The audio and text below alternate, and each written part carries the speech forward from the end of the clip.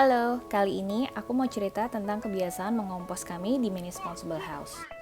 Kompos adalah bentuk akhir dari bahan-bahan organik sampah domestik setelah mengalami dekomposisi, yaitu perubahan komposisi bahan organik sampah domestik akibat penguraian oleh mikroorganisme pada suhu tertentu menjadi senyawa organik yang lebih sederhana. Kegiatan mengompos penting dalam kaitannya dalam pengelolaan sampah karena 60-70% sampah rumah tangga di Indonesia terdiri dari sampah organik yang sebenarnya bisa dijadikan kompos. Kalau tidak dikompos, mereka akan menumpuk di TPA. Kalau menumpuk di TPA, proses dekomposisinya akan menghasilkan gas metana yang berkontribusi pada perubahan iklim.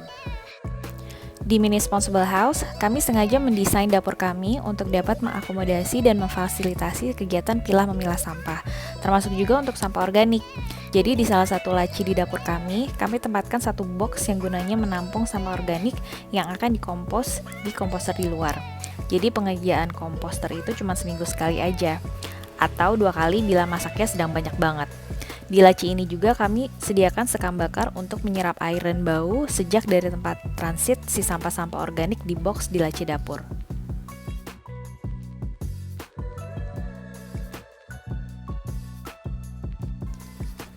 Setelah penuh, box dibawa ke komposter luar rumah. Namun, sebelum memasukkan bahan segar dari box ke komposter, kami akan mengaduk kompos yang dibuat minggu lalunya supaya ada kontak dengan udara. Sekalian dicek apakah ada adonan yang menggumpal karena basah.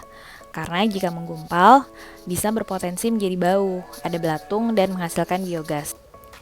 Bila menggumpal dan basah, selain dipecah, akan ditambahkan juga sekam bakar untuk mengurangi kadar airnya. Setelah teraduk dengan baik, barulah sampah segar akan kami tambahkan.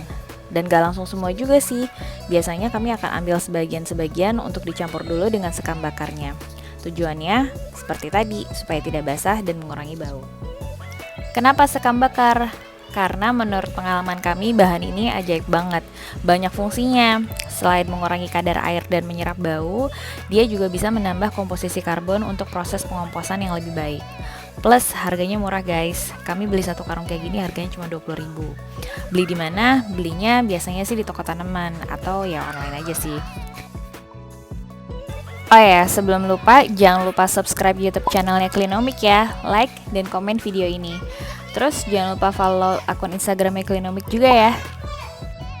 Kalau kalian punya request konten atau masih ada pertanyaan tentang cara mengompos, bisa langsung DM kami di Instagram atau tinggalkan komentar kamu di section komen.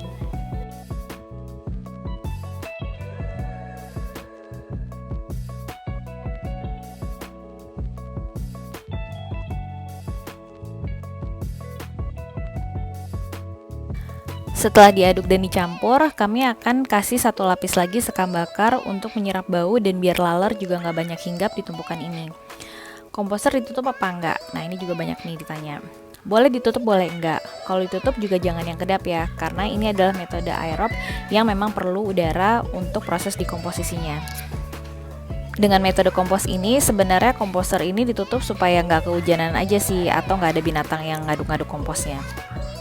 Pertanyaan yang sering ditanyain juga kapan jadinya dan gimana taunya. Sebenarnya parameter penting yang bisa menentukan kompos ini udah jadi atau belum adalah rasio karbon dan nitrogen yang sudah mirip dengan tanah. Artinya kompos ini jadi kalau rasio CN-nya sudah stabil dan proses dekomposisinya udah selesai. Tapi tenang, nggak perlu kelap, karena berdasarkan penelitian biasanya dalam waktu 4 minggu itu sudah jadi. Bisa cek fisik juga sih, kalau baunya udah kayak tanah, warnanya udah hitam, dan teksturnya gembur, berarti itu udah jadi.